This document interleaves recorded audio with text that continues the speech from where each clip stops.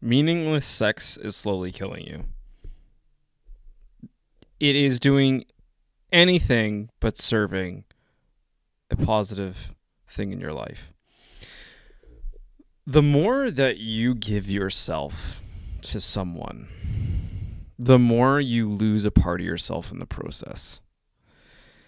And when you lose a part of yourself for the sake of a quick fix, a dopamine hit to make yourself feel better, usually you end up feeling worse after the act.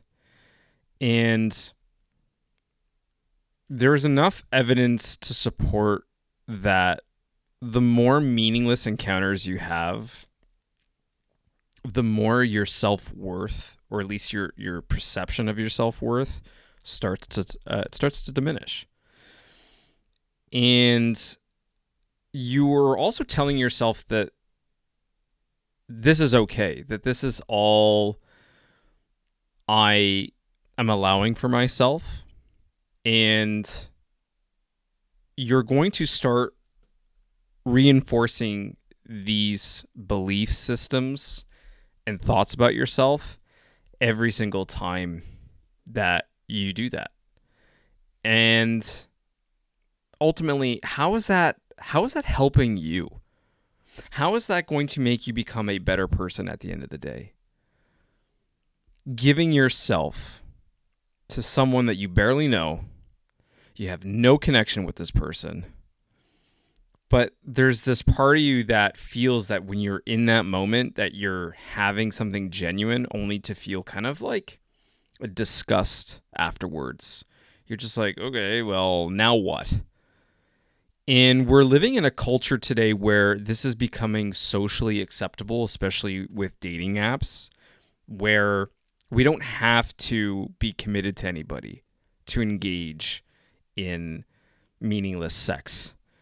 And the dating app culture has eliminated this ability to actually create authentic relationships, in that every new encounter just starts becoming like a blur.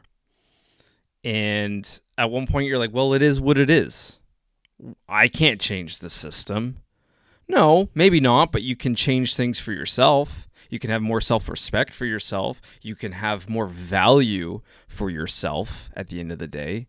Do not let the world and the systems that have been created, let them define you and who you are and where you're going in this life. And I've been one of those individuals that has suffered from that very thing. And I look back at a lot of the decisions that I've made in my life and the worth that I defined myself towards because of those actions. I'm someone that always gravitated towards that human connection. I've always longed for a real, authentic, physical connection with someone. And in the time that I've been single, I found myself in situations where it's like, I'm not enjoying this. I don't know this person. How can I be intimate with this person? How can I open up and share who I am truly as a person? Does this person even enjoy being around me? What am I getting out of this other than a quick dopamine hit? And not enough of us think about that. You know, we just like, oh, this feels good in the moment. But what about after? And I've caught myself afterwards in those situations being like, okay, now what? Who am I? Where is this going? I don't know you. Do we want to cuddle? Do we talk? Do we leave? Do you leave? Do I leave? What are we doing? How is this helping us? And the more that we give ourselves to situations like that, the more we lose a part of ourselves. We kind of lose self-respect for who we are and what we stand for. And I don't know about you, but for me, I'm fed up with it. I'm fed up of the hookup culture, of this constant need for that dopamine hit or validation from other people through meaningless sex. And it is slowly killing your mindset. It is slowly killing your future version of yourself. And when I look back at all the times that I was in those situations, now that I've been single for 4 years and I'm older, being 33, I'm not in my 20s anymore. I'm not like going around and going to clubs and going on Hinge or Tinder or Bumble looking for a one night quick fix. But yeah, am I human? Do I long for a human connection? Absolutely. But the moment I see something leading to something sexual within a day or two of talking to someone or after a first date, I'm automatically turned off now because I've set a boundary for myself. This is not what I want. This is not the feeling that I want to have with someone where it's like, okay, let's just jump in the sack and do the deed. And it's like I want value from an interaction with someone.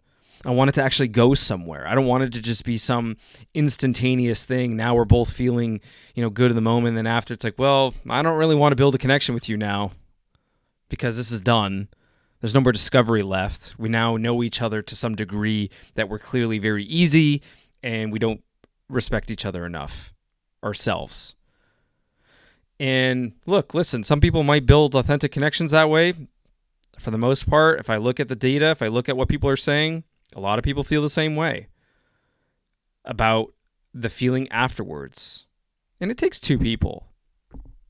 We're all grown-ups here. But I look back at the times where I felt like crap after. And I'm like, does this person actually want me? Am I interesting to them? And then I start even questioning, how many people have they done this with before me? And you're also kind of eliminating that ability subconsciously to create an authentic connection with someone. And even let's say you do find the right person, you kind of lose a part of yourself where now it's like when you go and to have sex with someone who you want to actually have a genuine connection with, you kind of feel numb to it because you've done this so many times and it just doesn't feel as special or unique anymore. Now it just, it feels like, and there's a lot of issues that come from that, especially for men, erectile dysfunction. There's this stress where they have a genuine connection with someone, but they can't get excited because that excitement from what they used to do, just those meaningless hookups, now it's not happening with someone that they care about, and now it just feels different, and the brain can't recognize it. Now there's issues that are starting to come up in the relationship because of that, and that's the biggest issue that I have with the dating world that we live in today, is that it's just quick. Let's do it now. Let's not wait. Let's not build momentum to the point where we're like, wow, I can't keep my hands off of you. And this is why I'm saying that the meaningless sex is keeping you in a bad place. It will keep you stuck. It will keep you mentally in a bad state. It will not help you in progressing the best version of yourself forward in life. It will not help you with positive reinforcement and positive energy moving forward in your life. And I've been able to identify that a few years ago when I would get in the mood, be like, oh man, I need that human connection. I'd start talking to someone, that starts getting opened up, and then we do it. And then after it's like, wow, all right, nice knowing you. Next. It's not a nice feeling. It's not a nice feeling for anyone. And I think this is something that needs to be looked at more and understood. And we need to start doing better. You need to start doing better. If this is something that you found yourself doing or finding yourself in situations where whether you're a man or a woman, it doesn't matter. This can happen to anybody. And I've heard the argument so many times where it's like, from women saying all men want is sex. They go on dating apps. And, granted, there are some guys that are pretty creepy. They can go on there and immediately start talking about sex. I'm not talking about that. I'm talking about when two consensual adults come together, they're getting to know each other, and then they jump right into that right away without building a connection. That's what I'm talking about. And how can you genuinely build a connection from that point forward? Being that intimate, because being physically intimate with someone should be special. It should be sacred. It should be something that you experience and you remember with this person, and you create kind of like a bond with them. Some people will be like, well, bro, it shouldn't be that deep. It's like, I disagree.